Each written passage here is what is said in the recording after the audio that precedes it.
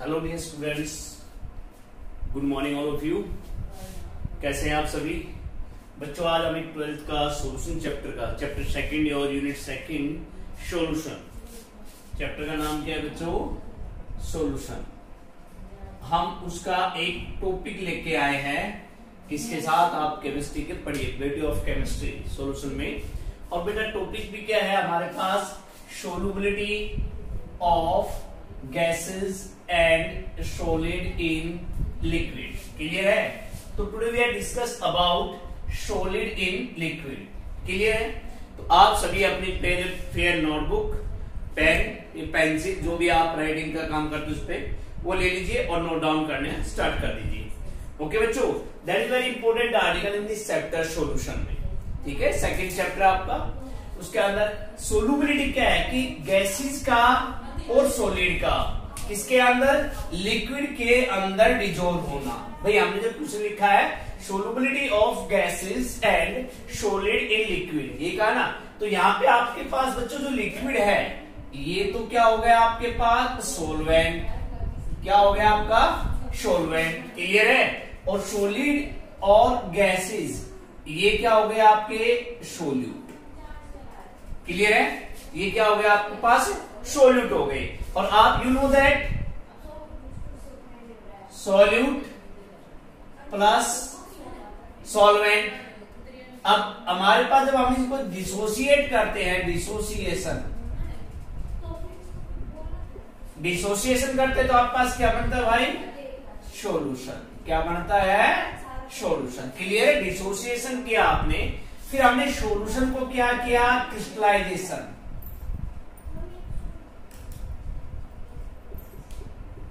Solution क्या किया? Crystallisation. वापिस क्या बन गया? Solute and solvent. तो ठीक है, तो आप पास क्या कहते हैं कि सोल्यूट करते डिक्रीज, हमारे पास क्या लिखते हैं इसके अंदर थ्योरी है बेटा, थोड़ा सा बताता हूँ। सोल्युबिलिटी ऑफ, हम बात कर रहे हैं किसकी? जो सबसे पहले हम बात कर रहे हैं किसकी? गैसेस इन किसकी? लिक्विड। हम बात किसकी कर रहे हैं? सॉरी, गैसेस इन लिक्विड और सॉलिड इन लिक्विड। तो फर्स्ट जो टाइप है आपका वो हम पढ़ रहे हैं सॉलिड इन लिक्विड। क्लियर? तो आज हम किसके बारे में बात करें इस टॉपिक में? Solid in liquid. तो भाई सॉलिड इन सोल्युबिलिटी क्या होती है हमारे पास? एक्सप्रेस क्या करती है? सोल्युबिलिटी वर्ड आ गया हमारे पास बच्चों। ये जो वर्ड आ रहा है सोल्युबिलिटी, यह आपके पास क्या होती है? That is maximum amount. क्या कहा हमने? मैक्सिमम अमाउंट आपके पास ऑफ ए, हमारे पास या आपके पास कह सकते हैं कि solubility of a substance. Clear? Express the maximum amount of it which pass can be dissolved in a specific amount of solvent at a particular या specific temperature। क्लियर? क्या कहा हमने? सोल्युबिलिटी क्या होती है आपके पास? Solubility of a substance express the maximum amount of it which can be dissolved. Can be dissolved, क्योंकि लिक्विड क्या लिया आपने भैया? सोलवेंट। किसमें डिजोल्व हुआ है वो? आपका लिक्विड्स के अंदर। किस चीज की बात? दोनों की बात कर रहा हूं मैं, गैसेस और सॉलिड की। ठीक है, तो विच कैन, आप कह सकते हो विच कैन बी डिजोल्ड, आपके पास क्या कहा? In a specific amount of solvent at a particular temperature, that is called solubility. Clear यहाँ पे? और आपके पास जब सोल्युबिलिटी की बात की तो सॉलिड की बात हम कर रहे हैं, सॉलिड इन लिक्विड। तो हमने क्या कहा? सॉलिड क्या है आपके पास? सोल्यूट है। सॉलिड क्या है भैया? सोल्यूट है। और लिक्विड क्या है? सोलवेंट है। क्लियर है? लिक्विड क्या है? सोलवेंट है। जब सॉलिड यानी कि when a solid is added, जब एक सॉलिड को ऐड किया जाता है किसके अंदर? To the solvent, when a solute या solid particles can be added into a solvent, pass the solute dissolved, आपके पास solute क्या हो जाता है उसके अंदर भैया? डिजोल्व हो जाते हैं। बिकॉज किसके कारण? its particle go into the liquid and the concentration of the solution क्या हो जाती है, increase, and concentration of the solution increase। जब कुछ solid particles आपने लिए, कोई एक बीकर लिया और हमने क्या लिया, इसके अंदर क्या लिया भैया, H2O, वाटर लिया, ठीक है, वाटर। अब हमने क्या इसके अंदर क्या मिलाया, शुगर, यूरिया, सॉल्ट एक्सेट्रा, क्योंकि सारे के सारे क्या है भाई, सॉलिड है, क्लियर है। ये मिलाते ही बच्चों क्या हो जाएगी, इसकी कंसंट्रेशन क्या हो जाएगी, इसकी कंसंट्रेशन क्या हो जाएगी, इंक्रीज हो जाएगी। तो हमने ये बोला आपके पास व्हेन ए सॉलिड या solute dissolved in a liquid या सॉल्वेंट, ठीक है, यहाँ पे its particle go to in the liquid and to increase the concentration, clear. This process is called dissolution. क्या कहलाया हमारे पास, डिसोल्यूशन। ये प्रोसीजर क्या कहलाया आपके पास, डिसोल्यूशन। तो solute plus solvent to formation of solution by dissolution, मैंने लिख दिया आपके पास, क्लियर है आपके पास। अब इसी प्रोसेस को आपने क्या कहा कि जब some solute particles in the solution with solute particle and get precipitated out, और कुछ पार्टिकल्स इस सॉल्यूशन में गए पार्टिकल और कुछ सॉलिड पार्टिकल इसमें से प्रेसिपिटेट हो गए, वो किस प्रोसीजर, वो प्रोसीजर क्या कहलाया आपका, क्रिस्टलाइजेशन। क्या कहलाया आपके पास भैया, क्रिस्टलाइजेशन, ठीक है ना। The solid particles get precipitated into solution, that is called crystallisation. और जो प्रोसेस है डिसोल्यूशन का वो कंटिन्यू रहता है, कब तक, जब तक solid particle means solute particle dissolve होते रहते हैं सॉल्वेंट में, क्लियर हमारे पास। तो मैंने लिख दिया आपका solute plus solvent dissolution to formation of solution and when due to crystallization solution break up into solute and solvent, clear. यहाँ पे हमारे पास हमारे पास कहते हैं कि एक सैचुरेटेड हमने कोई सॉल्यूशन दिया, सपोज एक अंडर एक सैचुरेटेड सॉल्यूशन दिया जो वाटर सोल्युबल सॉल्यूशन होता है, concentration of solute will be remains constant. इसके अंदर एक सैचुरेटेड सॉल्यूशन के अंदर कंसंट्रेशन होती है सोल्यूट पार्टिकल्स की, वो क्या होती है, कांस्टेंट रहते हैं हमारे पास under the given condition of temperature and pressure. भाई गिवन कंडीशंस पे रहेंगे, किसकी कंडीशन, टेम्परेचर और प्रेशर, क्लियर। अब आपके पास सेकेंडली क्या कह रहे हैं कि इसका मतलब ये आपके पास क्या कहलाया, solubility. The concentration, solubility definition हो गई किसकी, in case of solid in liquid, in case of solid in liquid the concentration of solution has the highest value in A saturated solution, वो कहलाई आपकी मोलर सोलुबिलिटी। क्या कहलाई आपके पास, molar solubility.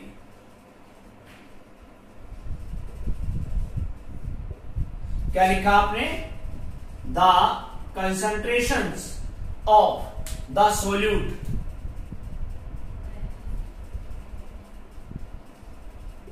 of the solute has the highest value, has the higher value, highest value at in a, इसमें बोला था मैंने भाई saturated solution, in a saturated solution, that is called its molar solubility हमारे पास। या आप इसकी कह सकते हो कि the amount of solid, आप क्या कह सकते हो, the amount of solid that dissolved in 100 ग्राम आप ले सकते हो of the solvent in a या at a given temperature and to form a saturated solution, that is called solubility of solid in liquid। देखिए दो डेफिनेशन आपके पास है, एक डेफिनेशन मैंने आपको सोलुबिलिटी बताई है, दूसरी डेफिनेशन मैंने आपको सॉलिड लिक्विड की बताई है, तीसरी आपके पास मोलर सोलुबिलिटी की है, ठीक है, क्लियर। यहाँ पे हमारे पास सोलुबिलिटी क्या हो गई कि एट गिवन टेम्परेचर इस पे हमारे पास कि the amount of solid particle, solid particle, solid या सॉलिड पार्टिकल, जिसमें आपके पास क्या है कि the amount of 100 gram of dissolved in solvent at a particular temperature and to form a saturated solution, that is called solubility। कौन सी, solid in liquid, clear, solid in liquid, clear। यहाँ पे अब बात आती है भैया इनके फैक्टर्स, कौन कौन से फैक्टर्स हैं which are affected then, जो इसके ऊपर इफेक्ट डालते हैं। तो वे फैक्टर है हमारे पास, हमने तो देखो यहीं से लेना है, बाहर से कुछ आएगा नहीं। हमने क्या लिया है, सोल्यूट एंड सोलवेंट लिया। तो इसका मतलब सबसे पहला फैक्टर तो यही हो गया कि भाई सोल्यूट और सोलवेंट का नेचर कैसा होगा। क्या लिया हमने सोल्यूट और सोलवेंट के अंदर। सेकंड हमने क्या लिया है, अभी बताया आपको कि the amount of solid particle dissolved in liquid under given the, कब हमारे पास कंडीशन ऑफ टेम्परेचर और प्रेशर। तो सेकंड क्या हो जाएगा भैया, टेम्परेचर। तो these are the two factor which are affected on this. First is your आपस nature of solute and solvent. कमाल। अब एक फैक्टर की बात आ रही है तो इनसे बाहर थोड़ी जाएंगे, जो चीज हमने पढ़ी है उन्हीं के तो अंदर देखेंगे। भाई देखो ना, फैक्टर हमारे पास नेचर है भाई, किसी का गर्म मिजाज हो, किसी का ठंडा मिजाज हो, ठीक है ना। कोई गर्म मूड का हो, वो कहते हैं ना हमारे गर्म दल के नेता हो या नरम दल के नेता हो। तो इसी प्रकार जब हमारे पास पता नहीं सोल्यूट और सोलवेंट का नेचर कैसा है, इनका मूड गर्म है या फिर ठंडा है, चेक करते हैं भाई इसका nature of solute and solvent. हमारा जो फर्स्ट फैक्टर है आपके पास, वो चेक करते हैं भाई आपके पास क्या शो करते हैं कि nature of solute and solvent. करते क्लियर कर इस चीज को। इसके अंदर वही एक चीज पढ़ेंगे हम, like dissolve like method.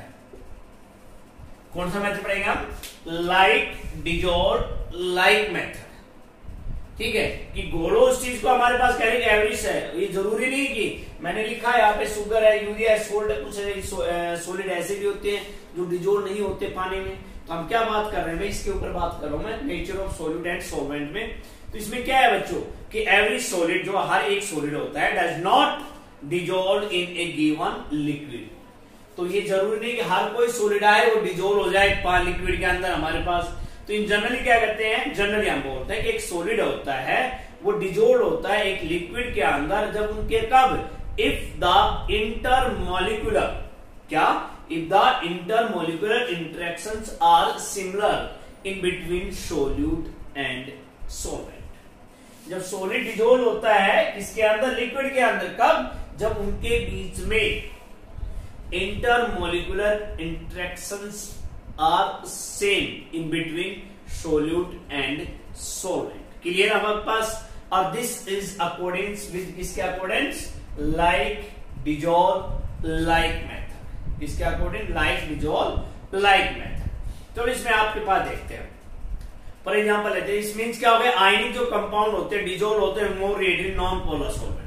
For example लेते हैं इसमें का कि जो आयनिक कंपाउंड है, आयनिक हमारे पास पोलर, आयनिक को क्या कहते हो आप, पोलर। जो कंपाउंड्स हैं वो डिजोल्व होते हैं आपके पास मोर रेडियली इन किसके अंदर, नॉन पोलर। किसके अंदर भैया, नॉन पोलर सॉल्वेंट्स। लाइक ये डिजोल्व होते हैं किसमें, non polar solvent, like water. इसमें लाइक वाटर आपके पास कह दिया, या वेरी लिटिल अमाउंट सोलुबल है, ऑलमोस्ट इनसोलुबल हमारे पास, ठीक है, ऑलमोस्ट इनसोलुबल आपके पास लिखिए इस पे। अब यही कहा उन्होंने कि भाई अब ये जब हमारे पास आयनिक कंपाउंड नॉन पोलर में लेस सोलुबल हुए हमारे पास, तो इसका मतलब इसमें मोर सोलुबल किसके अंदर होंगे भैया, जो भी हमारे ऑर्गेनिक सोलवेंट है, जैसे बेंजीन है, ठीक है, आप पास ईथर है, क्लियर है, ईथर आपके पास, या CCl4। तो ये क्या होते हैं भाई आपके पास, नॉन पोलर सोलवेंट। ये हमारे पास क्या है, नॉन पोलर सोलवेंट हमारे पास, ठीक है। इसमें हमने क्या के ऊपर लिखा था आपके पास कि जो नॉन पोलर सोलवेंट हमारे पास डिजोल्व होते हैं पोलर सोलवेंट में, कि आयनिक कंपाउंड होते हैं जो पोलर, मैंने नॉन पोलर, सॉरी इसके लिए, सॉरी भाई, ये पोलर सोलवेंट होता है वाटर मॉलिक्यूल आपके पास, और ये होते हैं आपके नॉन पोलर सोलवेंट।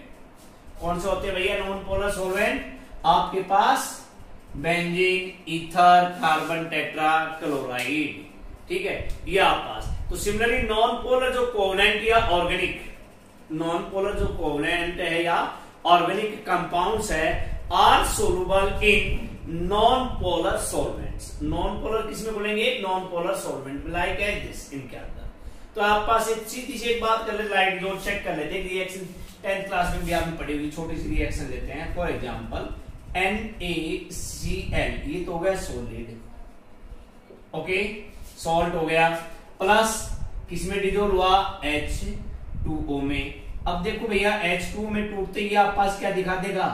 NaOH, और बाहर क्या कर दिया? HCl। न्यूट्रलाइज कर दिया इन्होंने, यहाँ पे एक बेस बना दिया, एक एसिड बना दिया। अब ये डिजोल्व तो हो गए हमारे पास, जब टूटे हैं तो ये कैसे कंपाउंड है भाई? आयोनिक कंपाउंड है, आयंस में टूट रहे हैं। तो डिजोल्व किसमें हो रहे हैं? ये पोलर सॉल्वेंट्स में हो रहे हैं। तो आपके पास बना रहे बेस और एक HCl, ठीक है। तो इसका मतलब क्या होगा? शुगर है, यूरिया है, सोल्ट है, दीज आर सारे पोलर सॉल्वेंट हैं आपके पास, पोलर या आयोनिक कंपाउंड्स हैं। They can be easily soluble in polar solvent. Clear यहाँ पे? अब नेप्थलीन है या एंथ्रासीन, फॉर एग्जाम्पल वो ले लेते, नेप्थलीन या एंथ्रासीन।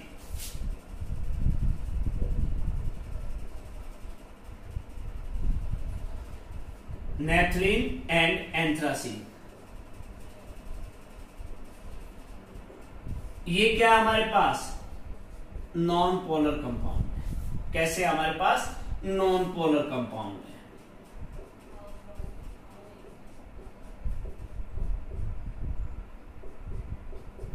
ये एंथ्रासीन है, दो आपके बेंजीन रिंग बन जाएगी, क्या हो जाएगी? नेप्थलीन हो जाएगी। ये सारे क्या है हमारे पास? नॉन पोलर है, ठीक है। ये आपके पास क्या कहते हैं कि आर नॉट सोलुबल, ये क्या कहते हैं? नॉन पोलर है। These are not soluble in water, ये पानी में सोलुबल नहीं है। या अब दूसरे नेप्थलीन और एंथ्रासीन डिजोल्व किसमें करते हैं? इसमें पानी में डिजोल्व नहीं है, तो किसमें डिजोल्व होंगे फिर? ये बेंजीन, ईथर या हमारे पास ऑर्गेनिक सॉल्वेंट्स में। क्लियर है? तो ये आपके पास क्या था? फैक्टर था कि नेचर सोल्यूट और सोलवेंट का नेचर, अगर पोलर सोलवेंट उनका आयनिक या पोलर नेचर है तो पोलर सॉल्वेंट डिजोल्व होंगे, और उनका अगर हमारे पास नॉन आयनिक है मींस नॉन पोलर है तो इसका मतलब डिजोल्व होंगे किसके अंदर? वो नॉन पोलर सॉल्वेंट्स में। तो ये हो गया आपका फर्स्ट फैक्टर। कौन सा हो गया आपके पास? कि भाई nature of solute and solution. Clear है? अब सेकंड फैक्टर आपके पास बात करते हैं। सेकंड कौन सा बताया मैंने आपको? अकॉर्डिंग टू कंडीशन पढ़ा है इसके अंदर डेफिनेशन में। अकॉर्डिंग टू कंडीशन क्या है हमारे पास? Second temperature.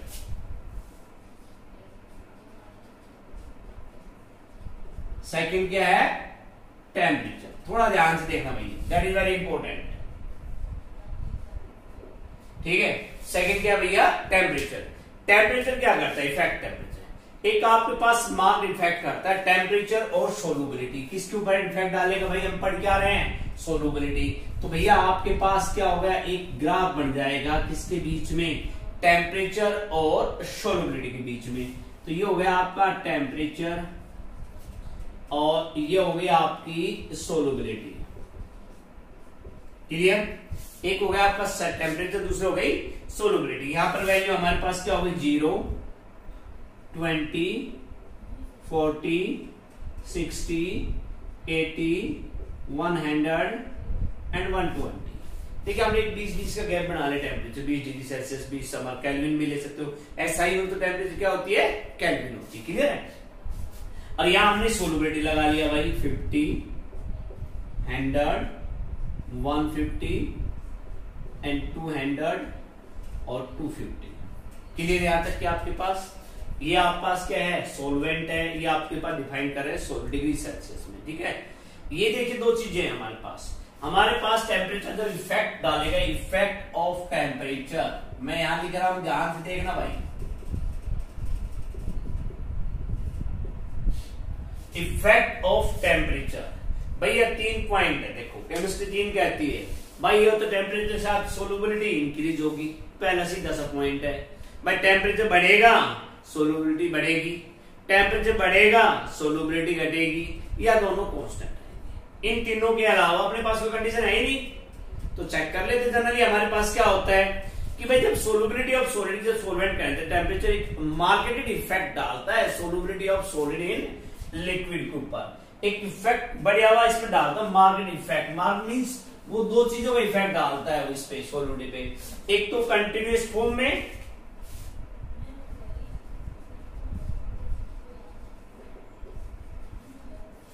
और दूसरा मैं यहां लिख रहा हूं, एक ग्राफ और बना रहा हूं आप पास, सेम ऐसे कैसा ही है, इसके बीच में है भैया टेम्परेचर और सोलुबिलिटी।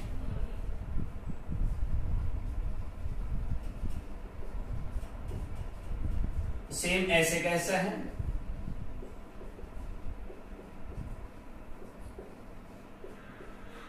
ओके। मैंने यहां क्या लिखा है, कंटिन्यूअस फॉर्म है, तो यहां किस में हो जाएगा भैया, डिसकंटिन्यूअस फॉर्म। अब बात करते हैं इस पे कि ये मैंने लिखे क्यों भाई कंटिन्यूअस और डिसकंटिन्यूअस फॉर्म में। अब देखिए इसके 3 टाइप्स हैं, मैंने भी अभी आपको बताया भैया 3 टाइप्स होते हैं। पहला टेम्परेचर कह रहा है कि the solubility of solute increases with किसके साथ, increase in temperature. The solubility of solute increases with increase of temperature. पहली कंडीशन हो गई, ये कंडीशन है पहली आपके पास, ठीक है, कि द सोलुबिलिटी ऑफ, ये टेम्परेचर बढ़ता है तो सोलुबिलिटी भी क्या होती है भैया, बढ़ती है हमारे पास, ठीक है। अब कह रहे हैं कि जो मोस्ट ऑफ द सब्सटेंस है, the solubility of the most of the substance, like as आपके पास कह दूं मैं आपको, फॉर एग्जांपल आपको दे दूं यहाँ पे sodium nitrate NaNO3, silver nitrate AgNO3, हमारे पास पोटेशियम नाइट्रेट KNO3, क्लियर यहाँ पे आपके पास, या आप कह दे ammonium chloride NH4Cl, potassium chloride etcetera. देखिए मैंने पहली कंडीशन के लिए एग्जांपल लिखे आप पास, sodium nitrate, silver nitrate, potassium nitrate, potassium chloride, ammonium chloride etcetera, sodium chloride, ये पोटेशियम आयोडाइड, ये इंक्रीज होते हैं, इनकी सोलुबिलिटी क्या होती है, इंक्रीज होती है with increase of temperature.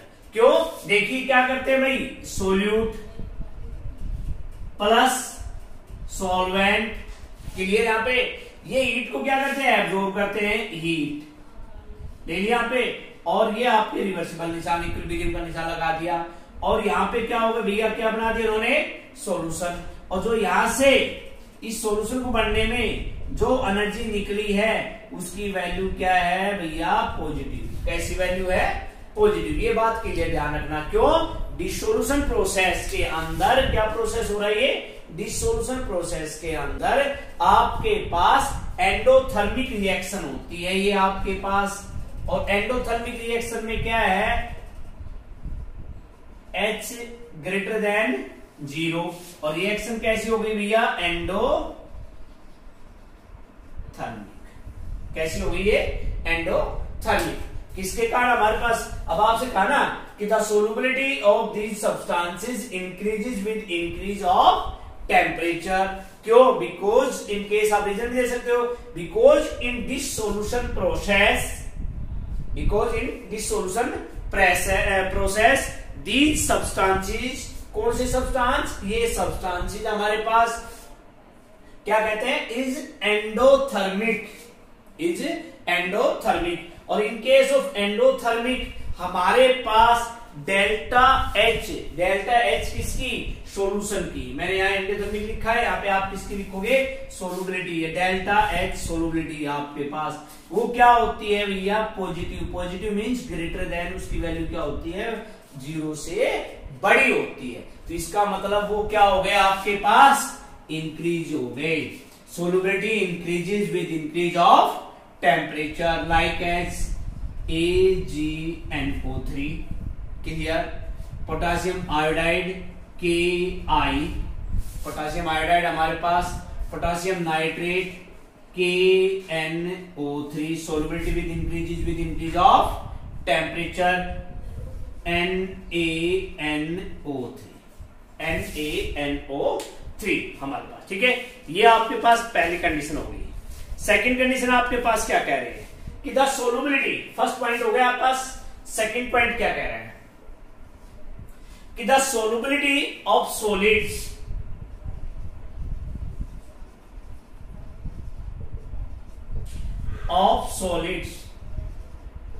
decreases with increase of temperature।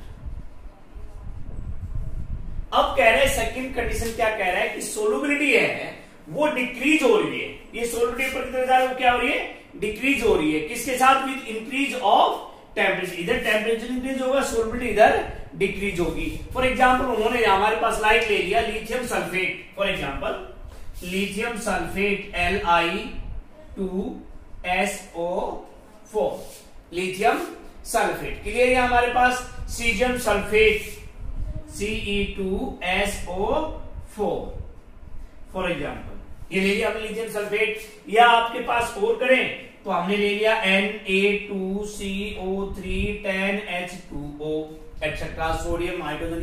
ये डिक्रीज होती है इनकी solubility with increase of temperature. Second condition आपकी ये, फर्स्ट कंडीशन क्लियर। यहाँ पे सेकंड कंडीशन आपकी क्या कह रहे हैं कि the solubility of these substances decreases with increase of temperature. अब भैया जो डिक्रीज हुई है तो इसका मतलब यहां जो रिएक्शन थी वो एंडोथर्मिक थी, तो यहां जो रिएक्शन आएगी वो क्या आएगी, एक्सोथर्मिक। कैसी आएगी, एक्सोथर्मिक।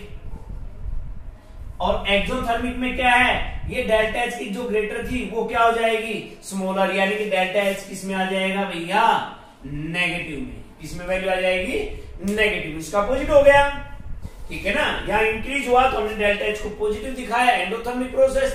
यहाँ क्या हो गया, वो एक्सोथर्मिक प्रोसेस, ठीक है। और ये डिसोल्यूशन ऑफ हीट का क्या, डिक्रीज द सोलुबिलिटी हमारे पास किसके अकॉर्डिंग, ली-चैटलिज प्रिंसिपल्स के अकॉर्डिंग, ठीक है। ये आपके पास क्या हो गया, डिक्रीज हो गई। अब इनके लिए आपके पास ग्राफ है, ग्राफ देखते हैं हमारे पास कि हमने जो सब्सटेंस का जो ग्राफ लिया आपके पास वो क्या होता है हमारे पास, ठीक है। कह रहे हैं solubility decrease with increase of temperature. किसका लिया आपने, लिथियम सल्फेट का Li2SO4, क्लियर। यहाँ पे Li2SO4। फिर दूसरा हमने ये लिख दिया Ce2SO4, सीरियम सल्फेट, ठीक है। यहाँ पे सीरियम सल्फेट। तो देखो कहीं भी ऐसा नहीं है कि ऐसे ऐसे जा रही हो, सारी कंटिन्यू फॉर्म में जा रही हो, तीसरी दीज और कॉल्ड कंटिन्यूअस फॉर्म हमारे पास, ठीक है। अभी जो मैंने इसमें लिया आपके पास एक एग्जांपल और लिया था, देखो ये देखिए आप Na2CO3 × 10H2। तो ये तो आपके पास इसमें अदर एग्जांपल भी ले सकते थे आप कि sodium for example discontinuous form में लेते हैं Na2SO4 इनटू आपके पास क्या लिखते हैं 10H2O, ठीक है। Na2SO4 × 10H2O। जब हमने इसको कहा सोलुबिलिटी क्या होती है इसकी, पहले इंक्रीज होती है, क्यों, इसको हीट करेंगे तो इंक्रीज होगी। और हीट करने के बाद में क्या होगा भैया, यहाँ पर पहुंचने के बाद में एक जगह पहुंचने पर क्या होगा, H2 क्या होंगे, बाहर निकल जाएंगे। आपके पास बचेगा क्या, वो आपके पास बचेगा खाली Na2SO4। तो सोलबिलिटी क्या होगी, फिर डिक्रीज हो जाएगी, ठीक है। ऐसे ही एग्जांपल एक और लिया हमने Fe2SO4 × 7H2, फेरस सल्फेट। वही बात हमारे पास पहले भाई, पहले क्या होती है, वो इंक्रीज होती है हमारे पास फेरस सल्फेट पे, और एक टेम्परेचर पर पहुंचकर, एक मैक्सिमम टेम्परेचर जो पहुंचकर लगभग कितना है फेरस सल्फेट का 61.8 डिग्री सेल्सियस पर पहुंचकर वो क्या हो जाती है, डिक्रीज हो जाती है, ठीक है। इसमें से जब हीट करती इस टेम्परेचर में से आपके पास कुछ मोल बाहर निकल जाते हैं, किसके, वाटर के, आपके पास बाहर निकल जाता है, ठीक है। ऐसे ही आपने किसका लिया, कैल्शियम क्लोराइड का ले लीजिए, जो आपके पास क्या होता है Ca, मैं इधर लिख रहा हूं, देखिए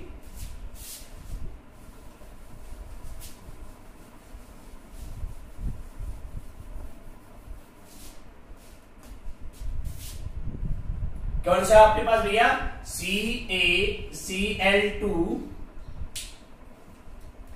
× 6H2O, कैल्शियम क्लोराइड का आपके पास।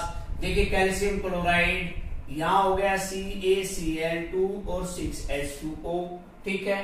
थोड़ा सा फिर हीट किया, फिर वो थोड़ा सा देखो यहां से टूट गया CaCl2 4H2O, और यहां से फिर टूट गया CaCl2 2H2O।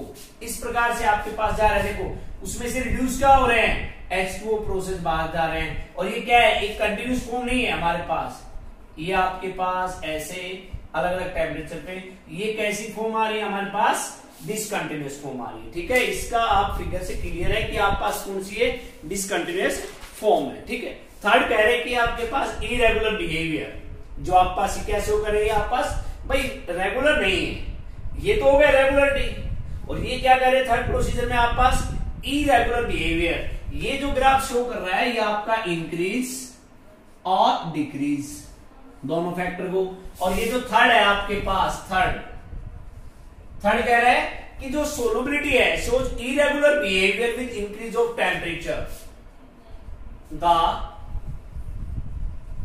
Solubility show irregular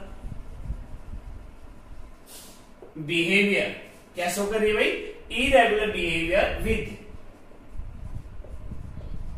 increase of temperature. तो वो आपके पास ये रहे, आप इनको जब रीड करते हो, क्या भाई हमने एक फॉर एग्जांपल ले लेते हैं, एक बार आपके पास करके देखते हैं। फॉर एग्जांपल आपने लिया Na2SO4 10H2O, क्लियर है, यहां लिया आपने इसको हमने किया अबाउट 32.8 डिग्री सेल्सियस टेम्परेचर पे, तो ये क्या बन गया आपके पास Na2SO4, क्या बनेगा, सोडियम सल्फेट। ठीक है, फिर इसको दोबारा हमने क्या किया, बिलो टेम्परेचर को हम फिर बिलो ले गए, तो वो दोबारा फिर क्या होगा, H2 साथ करेंगे तो फिर बढ़ गया आपके पास।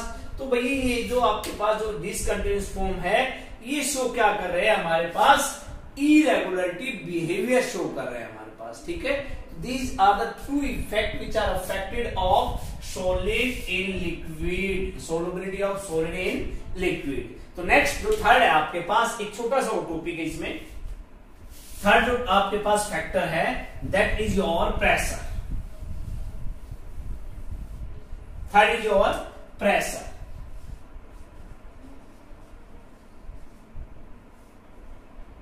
भाई आपने तो कहा था इसका जो थर्ड पॉइंट है वो है प्रेशर। तो ये जो डेफिनेशन थी हमारे पास, the amount of 100 gram of solid particle dissolved in a given liquid solution at a given ordinary condition to form a saturated solution. ये जो डेफिनेशन थी, तो हमारे पास टेम्परेचर और ऑर्डिनरी कंडीशन कौन कौन सी थी, टेम्परेचर और प्रेशर। टेम्परेचर के बारे में बात हो गई, अब बात किसकी कर लेते हैं भाई, इसकी कर लेते हैं। इस भैया ये जो हमारा प्रेशर है इसकी बात कर लेते हैं। तो ये भी काम कह रहा है कि प्रेशर, और इसके बाद ये भी ग्राफ शो करेगा, किसके बीच में मैं छोटा सा ग्राफ बना रहा हूं, ध्यान देखना अपने भैया, इसमें टेम्परेचर और सोलुबिलिटी।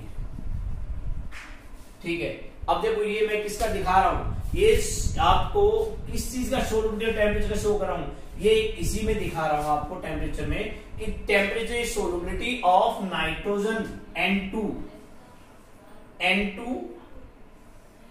ये तो N2 की है और ये किसकी है, O2 की। तो मैं ये क्या दिखाना चाह रहा हूं आपको भैया, कि सोलुबिलिटी ऑफ नाइट्रोजन गैसेस की आपके पास, ठीक है, ऑक्सीजन हमारे पास ही, ठीक है।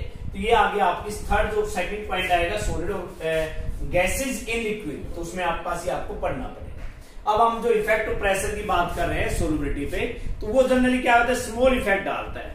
एक स्मॉल आपके पास इफेक्ट होता है, कैसे, एक स्मॉल इफेक्ट आपके पास वेरी स्मॉल, या आप कहते हो इनसिग्निफिकेंट्स में डालते हैं, बिकॉज सॉलिड इन लिक्विड्स। आप किसकी बात कर रहे हैं, सॉलिड इन लिक्विड, क्योंकि इसके अंदर क्या होगा हमारे पास, liquids are highly incompressible, because liquids are highly incompressible and practically remains unaffected by, किसके ऊपर, change, by the change in pressure, and practically आपने क्या बोला, unaffected by change of pressure.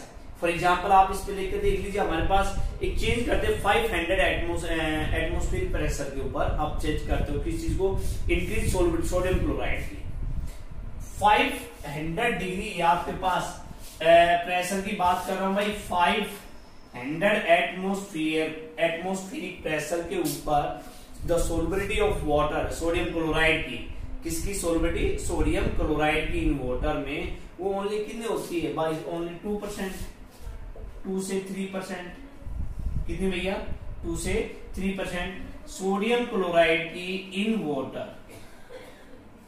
Okay, तो that is the effect of pressure. Clear है? तो first point क्या था, nature of solute and solvent. Second is your temperature, you can read also, that is your effect of gases के ऊपर पढ़ोगे आप temperature का। Third is your pressure, pressure एक लिटिल अमाउंट इफेक्ट डालता है, क्योंकि लिक्विड रीजन भी है, क्यों नहीं डालता, क्योंकि लिक्विड है ना वो हाईली इनकम्प्रेसिबल होते हैं, और भैया वो आपके पास इनकम्प्रेसिबल और प्रैक्टिकली क्या होता है, remains unaffected bye the change of pressure, ये आप पास। ठीक है, तो थोड़ा सा देखिए, पहला हमने टाइप पढ़ा है सोलुबिलिटी का, सॉलिड इन लिक्विड। भाई इसकी डेफिनेशन है बच्चों इसके अंदर, और इसके फैक्टर्स हैं जो इसके ऊपर इफेक्ट डालते हैं, ये आपको पढ़ना है, राइट रिटर्न करना है। That is very important point, that is your temperature. Clear है? तो इसको मन लगा के पढ़िए, घर पे रहिए, कोरोना को मात दीजिए, और हमेशा अपनी चीज को देखिए, लिखिए, पढ़ने की कोशिश कीजिए, एक जुनून पैदा कीजिए with your Daljeet sir, with chemistry, beauty of chemistry. Thank you.